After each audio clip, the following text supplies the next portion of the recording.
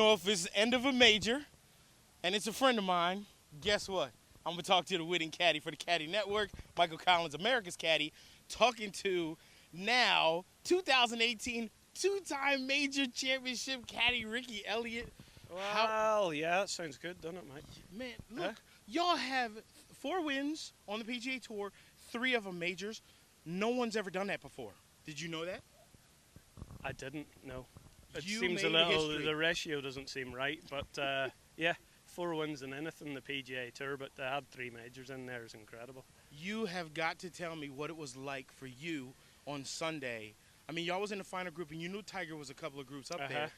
Did you hear the roars? Well, we heard the roars from all over the course. I mean, he played, there was 2 groups in front, so he kind of was in the green when we were in the tee. We heard the roar on the green, and then we heard the roar from every leaderboard that was going up around the course. It was mental. I mean, to be honest, I would have loved to have been sitting on the couch watching it. I know you're going to get a copy of this, and you're going to love what you see happen out there. So when you guys are staying in your own bubble, what was it like for you on the golf course caddying? What was the hardest hole? Probably, you know, just at the turn whenever he had a 2-shot lead and Scotty started coming back, and then we heard Tiger's roars, and at the same time when Tiger was making a move, Brooks had hit some good shots and missed a few short putts, and sort of Scotty and Tiger were back in the thing. I mean, we knew what was going on, but we realised that, you know, if there was 5-6 holes to go, and we had sort of been in the lead the whole time, and they had sort of crept in to beside us, but we kind of realised that our time was going to come, and he hit us a couple of good shots and hold a couple of good putts, and was able to come through in the end. So the one thing people always ask me is, you guys went through a stretch bogey, and on social media all the time I get, what do you say to your player when something like that happens? So after the 13th hole, when y'all go bogey, what do you say to Brooks? I just said we're still in the lead. We would have taken this on Thursday. You've had your couple of bogeys, you've had your couple of swings, and the good stuff's going to come. So, I mean, that's all you can do, and try and keep them as positive as possible. So staying positive, yeah. That's what it's all about. What was the hardest hole to caddy on Sunday? Let me think. I'm trying to think. Yeah, not really. It was. See, this is a good thing when you know caddies what? like, none of them, they were all easy. That's a confusing question. I mean, obviously we wanted. Well, I mean, with wind and everything. Well, there was situation. no wind, and to be honest, getting away to a fairly decent start, playing the first hole, hitting a good shot down the first, and he hit a great second shot in there and hold the putt, and that gave us just that little bit of cushion to go forward. Our thought was today, even we had a 2-shot lead, there was a mountain of players that won loads of majors right behind us, and somebody was going to make a run. So we played it as we were behind, and we were even though we were in the lead, we played like we were behind, because we always knew somebody was going to get to 14, 15, maybe 16 under. So we weren't ahead until we got to 16 under. And as the caddy, what was the best shot that you saw all week? Brooks, probably. I mean, he had a couple of good up and downs during the week, but I mean, we had the 1-shot lead playing 16, and it was 234 yards to the pin, and he's hit a 4-iron into 5 feet.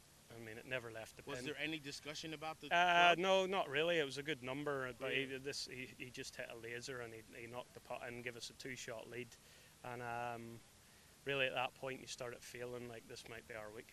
I was going to say, at what point do you start getting some butterflies? Probably a down 17. I thought, like, in these things with so many good players around, you never know, like, you know yourself, anything can happen, and it's hard to actually sink in until you know you've got that 2-shot lead, and you know it probably helped that there was a pretty easy pin position on 18 and it wasn't stuck in the corner. So once they'd hit the good drive there, it was unlike Erin Hills and Shinnecock, where you know there's still a bit of pressure going down the last. We kind of knew it at one then, so it was a little. We had 100 yards to enjoy it walking along the grass. What's it like? Because I've never got the caddy for a guy who can just stand on the tee with driver and go, bro, I'm going to just hit this 338 right over here and in the fairway. I mean, are you impressed sometimes? I'm so impressed, yeah. I mean, sometimes I'm like trying to tell him you're probably a 3-iron over there, and always go, bro, no, I like the driver and wallet, and you're like, you know what, you were right. But I mean, that's just how talented he is, and there's a load of guys out here like that now. I mean, golf's in a really good spot. Tiger's put on an unbelievable display. So's Adam Scott today to push Brooks right to the end, and he needed everything he had to beat them today. Through this whole ride that you and Brooks have been on so far, what's been the coolest part, wildest part for you? Probably just I've been with him. This is our 5th year anniversary. Really? So, yeah. So I mean, it's been 5 years, and you know, I've seen him come up through the stages and up the world rankings, and now to win 2 majors in the 1 year, as you know, is like an incredible feat for anybody.